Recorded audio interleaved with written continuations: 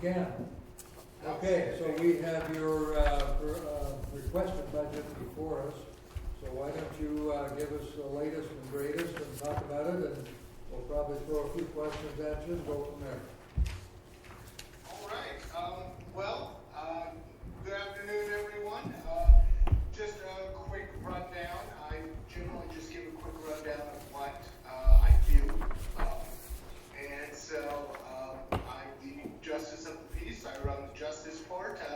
Justice Court handles violations, small claims, FEDs. FEDs are evictions. We have a agreement, IGA, with the Circuit Court, where we handle all the small claims in the county. We handle pretty much all of the violations. There's not an agreement making us the exclusive court for violation trials, but we handle the vast majority of them.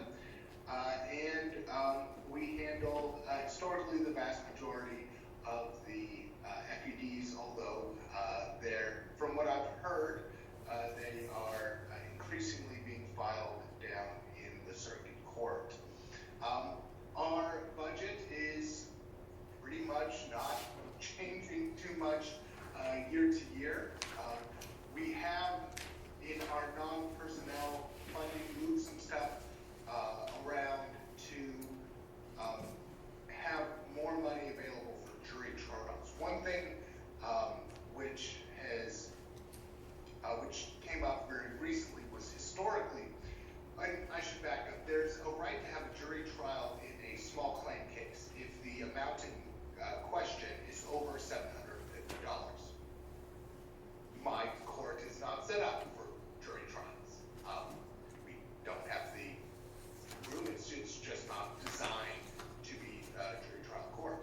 What we've done historically is whenever we get a request for a jury trial, we would then forward the case, transfer the case over to the circuit court. And we've done that for as long as I've been Justice of the Peace, and as long as Joel's been Justice of the Peace, and probably while Neil was Justice of the Peace. We had a case come up last year that we transferred to the circuit court, and after transferring, one of them objected because there's not a basis for us to transfer it to the circuit court, and as it turns out, they were right. There actually is not a legal basis for us to just transfer the case to the circuit court. So we're going to start doing jury trials now. As part of our updated IGA with the circuit court, they'll be giving us access to circuit court courtrooms.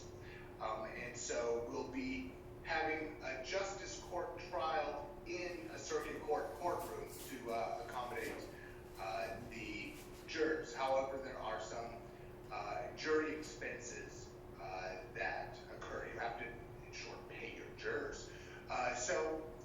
With our most recent budget, we moved, and I have it right here.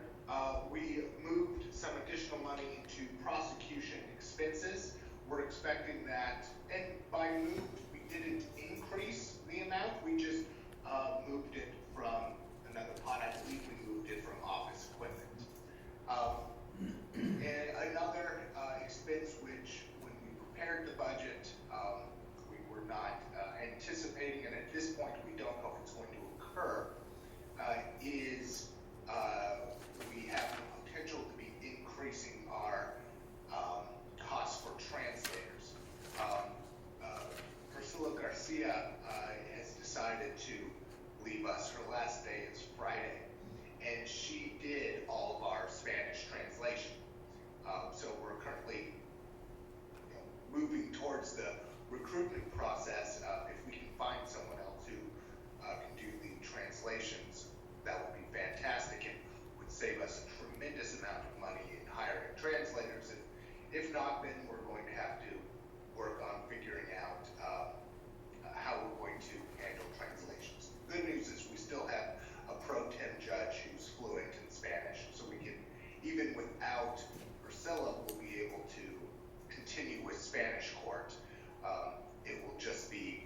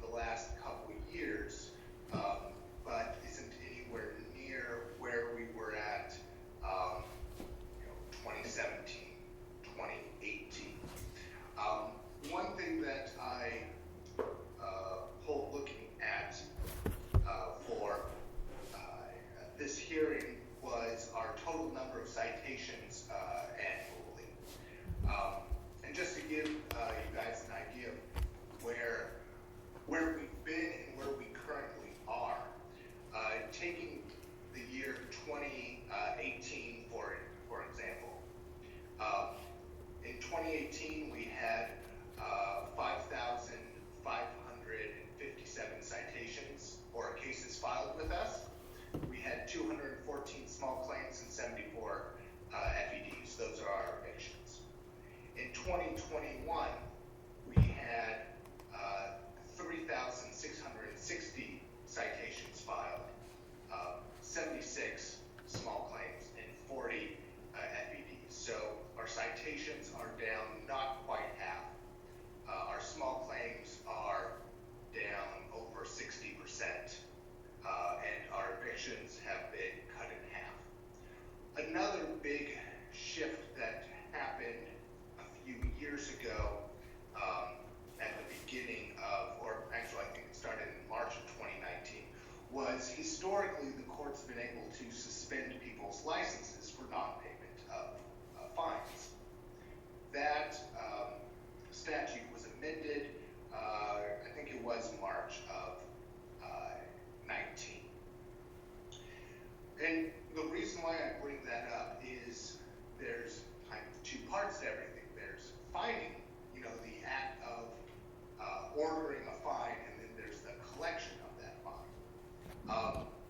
In 2018, the court imposed just over $1 million worth of fines and collected just under $700,000 in fines. And so we were collecting that year 67% of the fines imposed. And the year previous to that, 2017, there were $976,000 worth of fines, $700,000 collected at 72%. Since the removal of the court's ability to suspend people for non-compliance, the amount of fines imposed has actually, even with fewer citations being filed, has remained very, very steady. In 2021, with the about a third less citations, the court still imposed $931,000 worth of fines. The big difference is that the court collected $332,000, so 36%.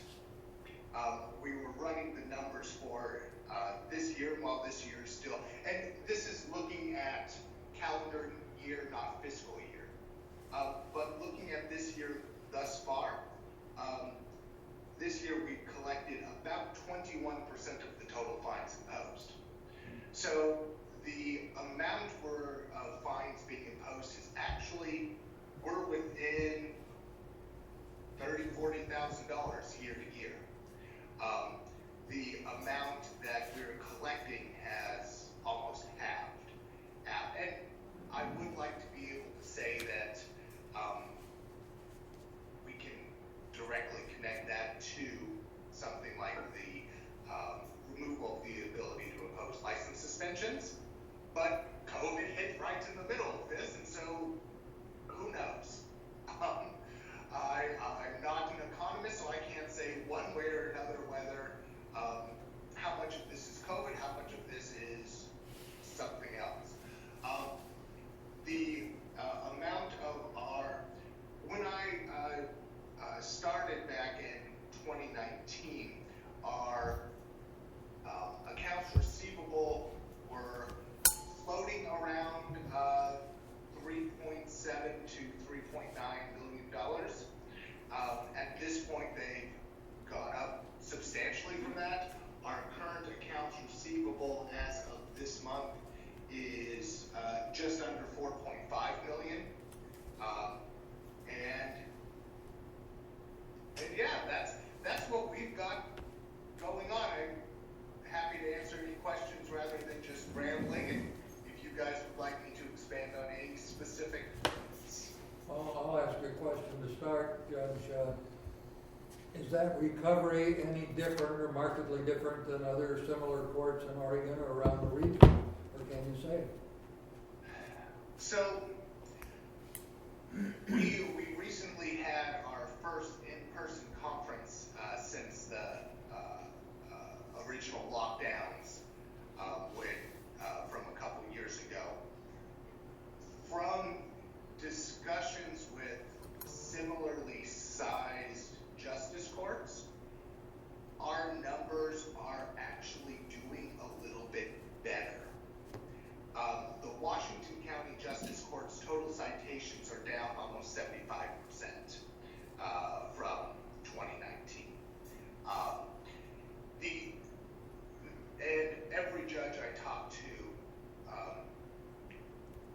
that focuses primarily on citations, their cases are way down. One of the big things that's universal, and I'm sure you're going to hear plenty about when you talk to Sheriff Brown, is that law enforcement numbers are down. Everyone is having trouble putting boots on the ground, so to speak. And when there aren't enough law enforcement, everyone starts focusing on, crimes. They're not so worried on dealing with speeding tickets. And so a lot of courts haven't seen a big drop in criminal referrals, but almost all have seen big drops in citations. And courts are having similar problems with collecting fines.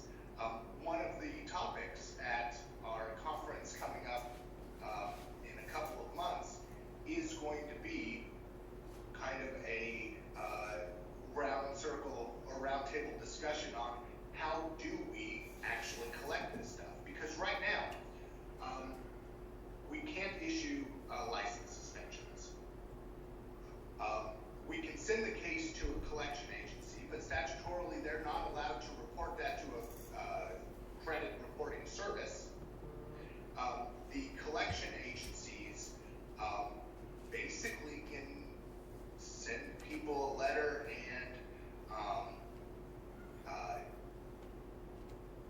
maybe garnish wages if they can find where someone's working.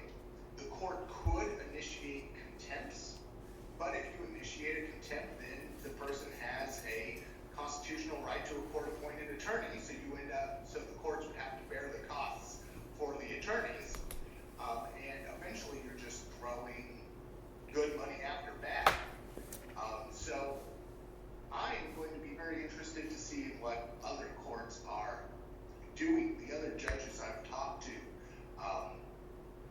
basically are where we are, where you can send it to a collection agency, but other than that, you're trying to get blood out of a turnip, except that you actually have almost no teeth.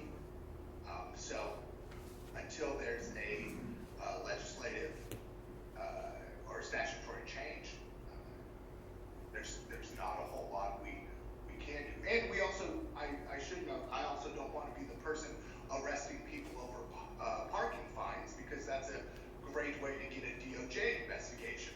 And so, I think all the courts are in a very similar situation. I think there's not a whole lot of options. Judge, this phenomenon is an Oregon issue because of what the legislature has done in sort of, quote, decriminalizing. Is that a fair statement? I mean, it's certainly not a federal issue, and it may not be the same in other states. Is that accurate? I don't know about other states. If it wasn't for COVID, I would say that we have a direct correlation here. But because COVID started about,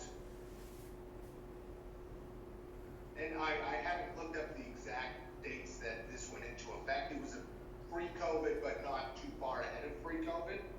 I don't know. What I can say is from 2018 to 2019, our collection rate dropped from 67% to 53%. So I can say a good portion of that is related specifically to this issue. The drop from down to 36%, I don't know how much of that's COVID and how much of that's not.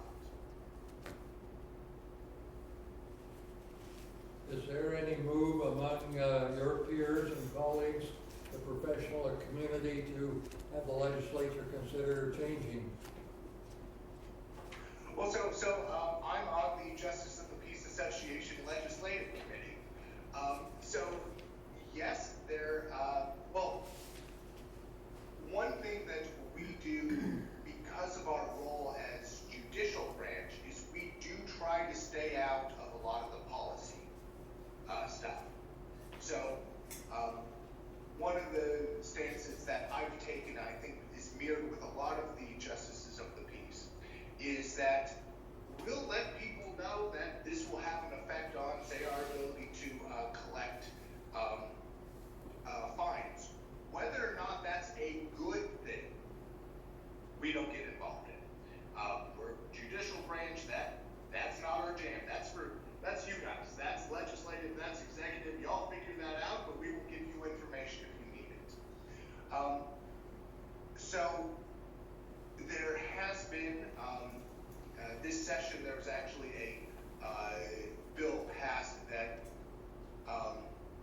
is kind of going the opposite way on it. I don't know if it's been signed yet, but under Oregon law, there are minimum fine amounts which courts can't go lower than. The bill's passed, and it's probably been signed by now, which said that the courts, and this is, you can tell this is written by lawyers because it's so convoluted that it doesn't make a whole lot of sense, so bear with me here. The courts will still be required to impose minimum fines. However, then the courts can make findings to suspend the collection of those fines.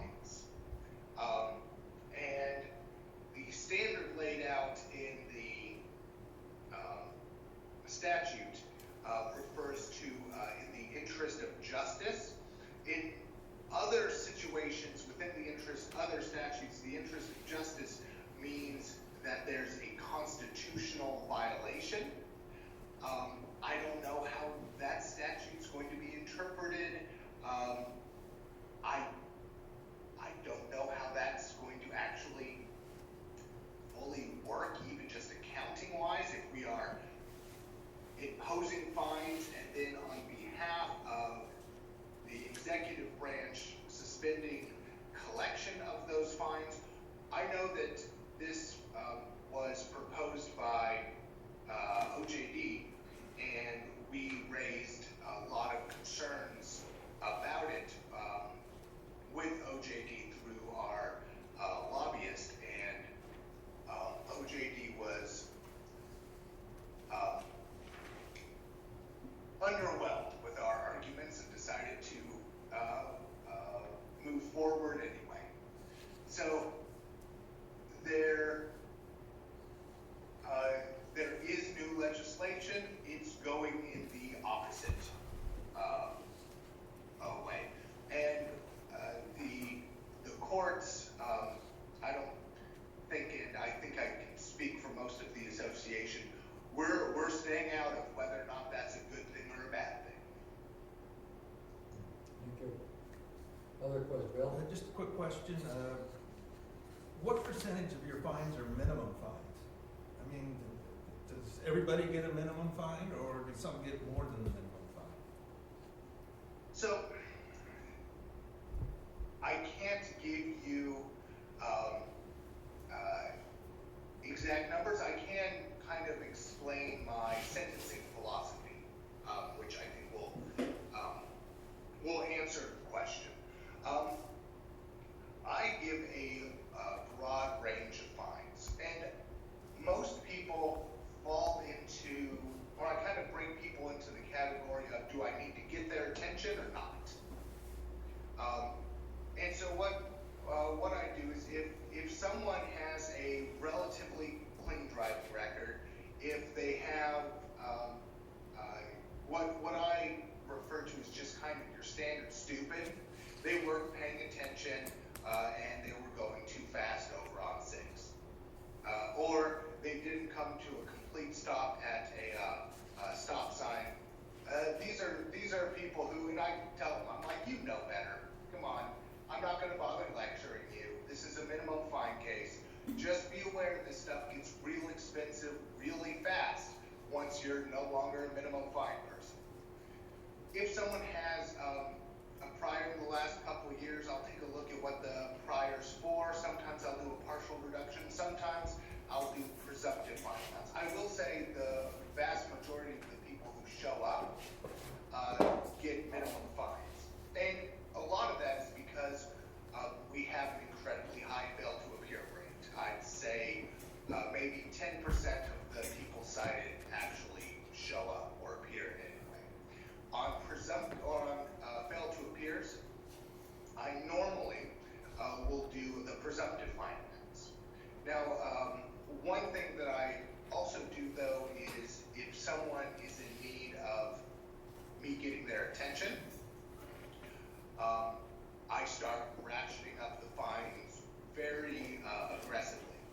I can think of one individual I was talking with my staff with, who about every 2 or 3 months gets another driving while suspended, and driving while insured. And for those of you who've been through these meetings with me before, you know we get an insane amount of driving while suspended.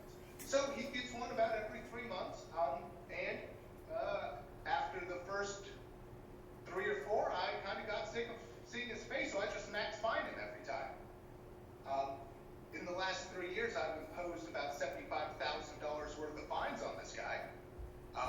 And when he gets another fine, great, he'll FTA and he'll probably get the maximum fine again. I think that guy used to work for me, I know who he is. Well, and when I see things that go beyond just normal stupid, I get real aggressive with them real fast. We've had some young ne'er-do-wells, shall we say, who seem to have been watching the Fast and the Furious movies a bit too much, because we've got a spat of speed racing in town. The first time I saw that, I said, guys, are you sure this is what you want to be doing? You need to think about this. The second time, I doubled the presumptive fine. After that, I've been hitting them with maximum fines each time. So there is a broad range. The vast majority of the fines are presumptive fine amounts because they fail to appear. Thank you. Other questions for the judge?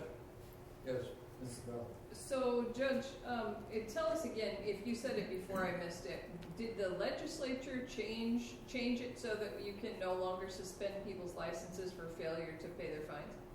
Yes. Okay. So historically, we could suspend for failing to appear and non-compliance with a judgment. We no longer have the ability to suspend for non-compliance, only fail to appear. Okay. Thank you. Other questions for the judge on process or his requested budget or anything? How much trouble do you think you'll have replacing that individual you mentioned who's leaving quickly? Is that going to be another? We've heard some stories today about difficulties of refilling positions.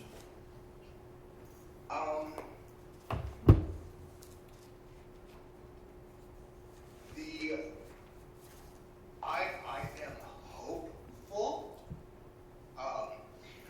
I think the biggest problem we're going to run into, to be blunt, is McDonald's is paying $15 an hour. You know, when the minimum wage was $7 an hour, our pay scales were highly competitive. They're not now. And so I have not had any trouble filling my other positions. So I am hopeful that this position will be easily filled.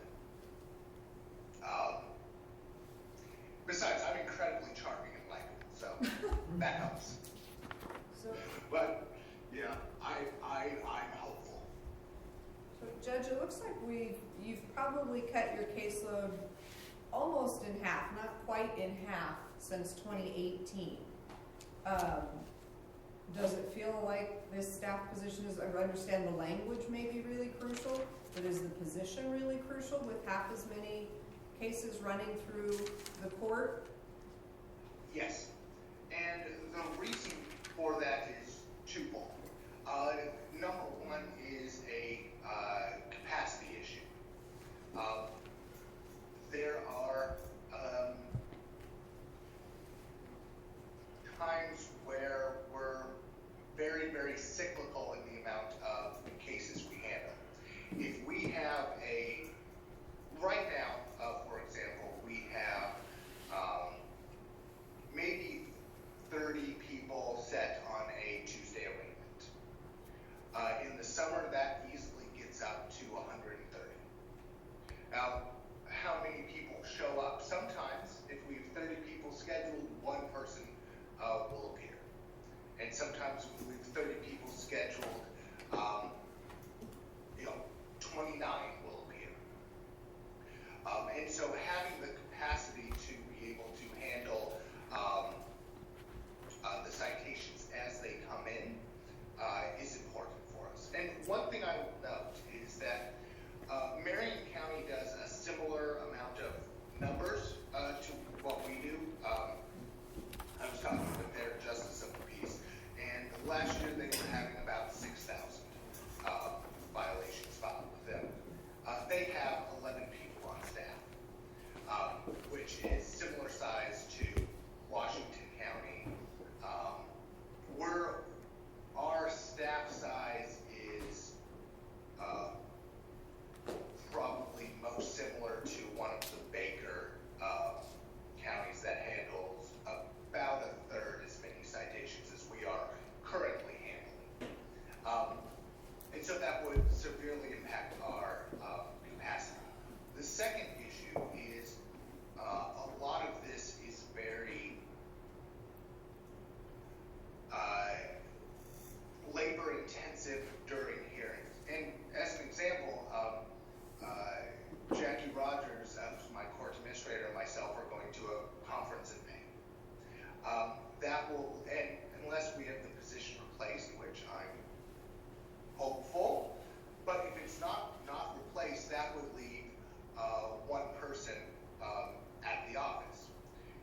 So for arraignments, what would happen is that person would be in the courtroom, would enter an arraignment, would then take the person out to the window, and that would stop everything in the courtroom. Then we'd set up a payment plan, which takes between 5 or 10 minutes, and then she'd come back into the courtroom so we could handle the next hearing. So if that was a day where we had 10 people show up, what would normally be done in 20 to 30 minutes could easily be an hour and a half to 2 hours. So once we get below a certain level of staffing, it just collapses in the efficiencies we have. So I do believe that the position is necessary, or else we'd have to dramatically cut down on our caseload. And the problem is I don't have control over the caseload. If people file cases here, they file cases here, and if they don't, they don't. So if we went down a staff person and then we got back into the 4,000 or 5,000 citation range, we would be completely swamped. Thank you. Okay, any other questions for our Justice of the Peace? We're a little behind schedule now, so we need to keep moving. I can't introduce myself in 15 minutes, let alone give a presentation. It's the old lawyer in me. All right, well, thank you very much, Judge. I think we've got what we need to know. We'll move on, and if we have more, we'll certainly get to you. Thank you. Just let me know if you have any additional questions. Well, thank you. Thank you. Okay, final up, do we have our district attorney? Looks like we have Audrey Olson. Oh, good. Haven't seen her since last week.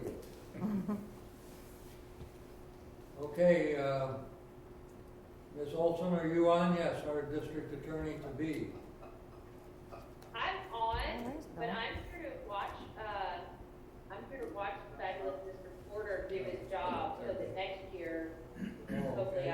I can do it justice. So, I'll just be in the background. Okay. So where is Good afternoon, Mr. Porter? gentlemen. And I can only see gentlemen. Ladies and gentlemen, can you hear me okay? Yes, I think so. All right. Aubrey Olson is definitely on deck. No one filed against her in the primaries, and so she should end up getting a certificate of election. I don't know, about middle of May, and then she'll take office when I retire, the first working day of January 2023. So she's intimately interested in the process, but it's not her problem quite yet. We had a really bad scare earlier in the year when OPDS, which is the public defender agency, just unilaterally decided to stop paying for discovery all over the state, despite the fact that the legislature had given them $6 million for the purpose of doing that expressly. And you've probably seen in the newspaper that they're crying the blues about how they can't get anybody to defend all these cases, and they need more money, they need more money, they need more money. I mean, they just have had money thrown at them. We're the second most lavishly funded indigent defense system in the nation. And the thing that's really funny is they only have work that the DAs have already processed. So somehow a much smaller group of us can do all that work, but they can't. And it's really sort of an appalling argument. It's intellectually dishonest at best. But what they've done is they've made a bunch of bad contracts, and these people don't have to do anything that comes to their door like we do. They only do X number of cases, and then they just go, well, we're done. We're not doing anymore. So they've got themselves in a real pickle, and I don't know what they're going to do about it. But in any event, the legislature sent them a pretty clearly worded message, which is unusual for Oregon, and told them to start paying. So we're going to get that money back, and that's what funds our law enforcement and drives the engine on cartel, our caseless or our paperless case management system. And we dove into that with both feet in October when we went live. We haven't maintained separate paper files or anything like that. We just dove in. And I know that you can get an argument probably from Christine and some other folks, but to me it appears to be pretty seamless. I'm not very computer savvy, but I'm able to make it work, and multiple people can work the files at the same time. So we're not wasting time running up and down the halls looking for a file that's maybe a victim's or back on somebody's desk or down in court. It's available electronically in its fullest form to anybody on staff that needs to do something to it. And it's made us a lot more efficient. And slowly but surely, we're clearing out that huge glut of files that are out in the hallway. And the time not too far in the future when that'll all be gone. And we'll begin to free up the space that we're using in the basement and in the hall closet down on the landing. We just won't have that junk anymore. And that's tremendously valuable. We're going to use some of the money out of law enforcement to take the next step through Carpel to interface with the court system directly. And what that'll do, it'll cut down on staff and attorney time because the Carpel system will be able to automatically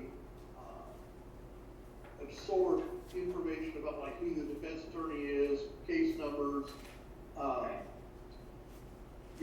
dates for next appearances, things like that. So our data entry needs will go down, and it'll make it a little faster. It's hard for somebody like me, as a two-finger typist. When I'm down in court, it's hard for me to go fast enough to stay up with them. So I have to take notes on the side, and then, and then when I get a break, I can go back and bang it in.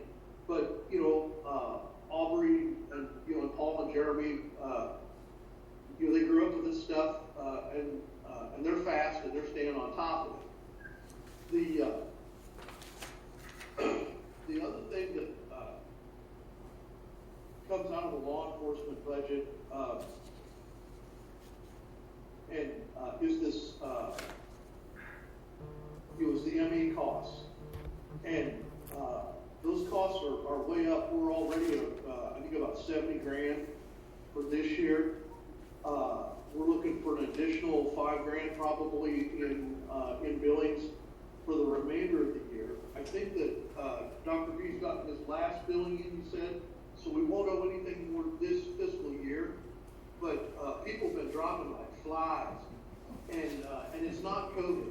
It's just a lot of elderly people, and and then we have the suicides and car wrecks and all this other stuff, and that's really put a strain on that budget. Now, Dr. B keeps threatening to retire, and I think he's going to wait until I leave, which I appreciate. But the sheriff has been talking about, and I hope he does it, detailing a couple of deputies to become certified death investigators, and they would then work directly with the state medical examiner's office, and that could result in a huge savings for the county. These guys would have to go to, I think it might be a 2 or 3 week course. It's very in depth. But there's a couple of deputies, Deputy Berger and Deputy Barnett, who are both real bright pays, and they're quite interested in it. And so I hope that's going to help us solve this problem for the future. You probably know, because you saw that Judge Cannell had stolen Mrs. Rogers from me, in a real sneaky way, and she got a new academic certification. She's been going to school and qualified for a better job with him. And when she left, I gave child support back to the state. It's so incredibly complicated now, and without her to be able to train somebody, the chances of hiring somebody away from another office are about zero. You can't just walk in off the street, no matter how computer savvy you are, and step into this mess. The state's made it real clear that they're gunning for the DA's offices, and they want these cases back because they want the money from the feds. They don't like to share. They don't like the fact that it looks real bad that we collect more money than they do. But it was time to give it up. So, the money that the county has been paying in, I think we got reimbursed at 66%. So, that 30-something about split, that's going to come back. One of the things that we would like to do is ask that that savings roll into the requested full-time office specialist 2 position in victims assistance.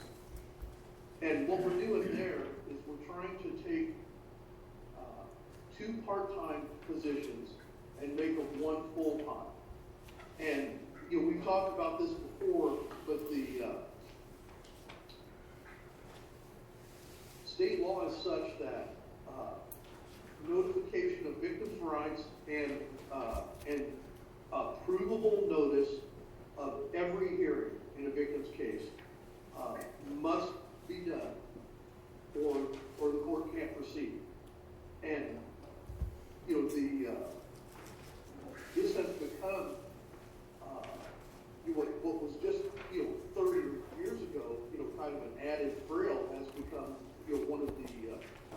key pieces in prosecution. If you can't stay on top of this stuff, you're gonna grind to a halt. And so it's very important that we stay on top of this. Victims Assistance through its grant is going to help pay for a portion of the Carvel court interface. That'll be very beneficial to them as well. CAMI's no change. Those are just funds that pass through us. We don't have any control over them. They just got parked here.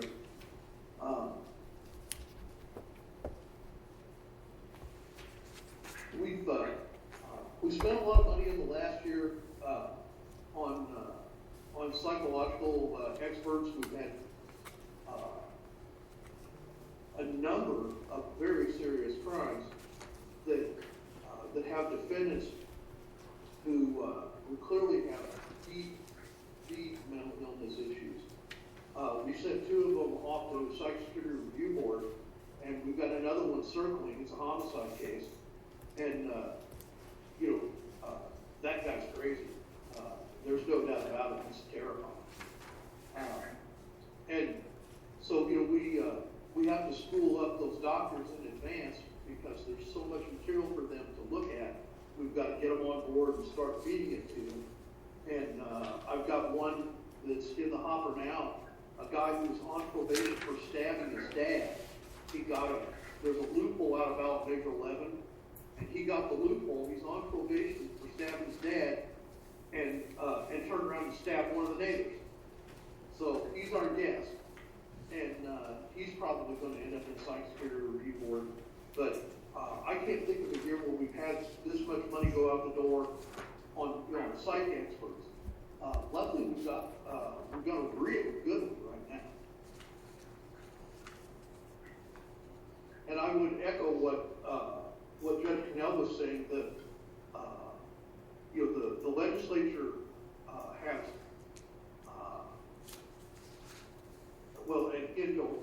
in cahoots with our governor, has really weakened public safety. I mean, this is just insane. I don't know if you guys have seen Senate Bill 1510, but that's the one that prevents the officers from stopping people, basically for equipment violations. And I had forgotten this, but you know how they caught Ted Bundy, the serial killer? He was driving along with his headlights off after he escaped from the courthouse there in Vail, where they were trying him for killing a bunch of women. And he was on another murder spree in, I think, at University of Florida. Old Ted had gotten a pass from our legislature. They've made an end run on the Constitution, and they've closed off the death penalty. It's still in the books, but they changed the circumstances under which you seek the death penalty to such a point that almost anybody that would qualify is going to get grabbed by the feds as terrorists. They'll be like, Ken McVeigh types. And so they didn't amend the Constitution. They just gutted the offense. The governor's let wholesale numbers of people out. This ballot measure 110 thing, that basically legalized drugs. It's just a joke. The cops don't even write these tickets. There's no point. Statewide, they've only issued a little over 1,800 of them. And out of that group, only 19 people sought treatment. So Bill, before you go, we're going to run out of time here. Bill, could we ask you some questions? I think maybe the committee has 2 or 3 questions. Can we do that? I know we'd love to hear you go on and on all afternoon, but we do have to stay roughly on schedule. So let me ask our committee, could we ask some questions of Mr. Porter? This will be his last appearance before this committee, so we need to pin him down as sharply as we can. Good luck. So any questions? I think we've all seen the budget, but it does appear you're dropping one half FTE then, as you explained by combining two half into one, and then there's another net drop of a half position. What is that? Part-time positions. Oh, that was the part, we had a part-time, bring back retiree, when we got, so busy before we were able to hire a secretary, another one. And, that lady has, been engaged full-time, taking care of her elderly father who, is an invalid, COPD, patient. And there's just no idea when she'll come back, so we just cut it out. I mean, I'm glad her dad has lived. We didn't think he would even make it a month. But she's such a phenomenal nurse that he's off hospice, he's back home. Okay, good. Other questions? Not on the current budget, but how's the mental health court going? Is that still ongoing, or did we, or is it? It's still ongoing. We're seeing one of the things that I predicted though, which is that the pool of people who are genuinely eligible is actually quite small. And just being coffee shop crazy won't get you in there. You have to have a genuine mental disease or defect at work that is linked to your crime. And so the most people we've gotten up to is about 10 or 11, and it takes about all the time you've got just to deal with them. I mean, these are super needy people. We've had a couple of really good success stories though, on people that I have to say, totally surprised. We've had a couple of flameouts. You probably felt the shockwave when those people augured in. But in general, it's been real positive. Now I know though that the judge has taken heat, from from the unelected people at the Trump Court Administrator's office down in Salem, and I know that there's pressure, to make it bigger and better. But the only way you'll do it is if you water it down and start letting in people that it's really not designed for. Well, thank you for your work on that. Not a problem, and I gotta say, the thing that has made it work is with Tillamook Family Counseling and probation in the room together.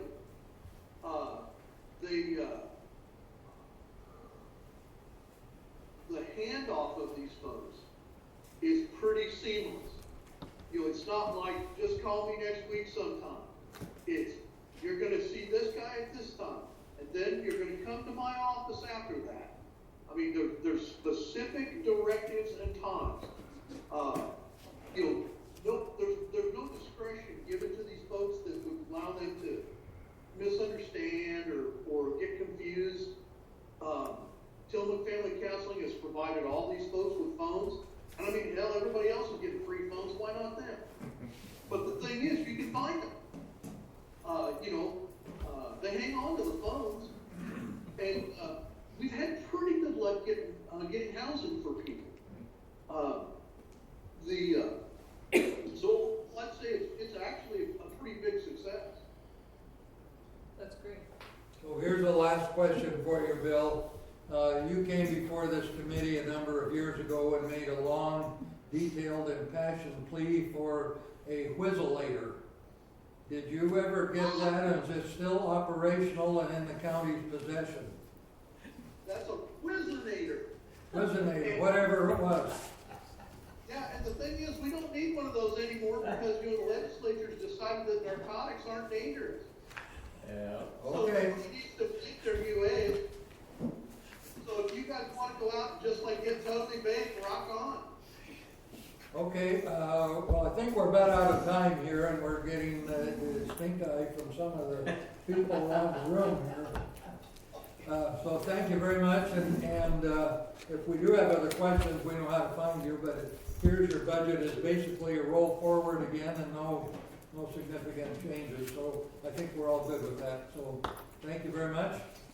All right, bye y'all. Thank you. Okay. Thank you. So from our committee, anything else for the good of the order today? Today. So we're gonna adjourn and we'll reconvene tomorrow, I believe, at 1 o'clock. Yes, and Okay, then, adjourn. all right, thanks.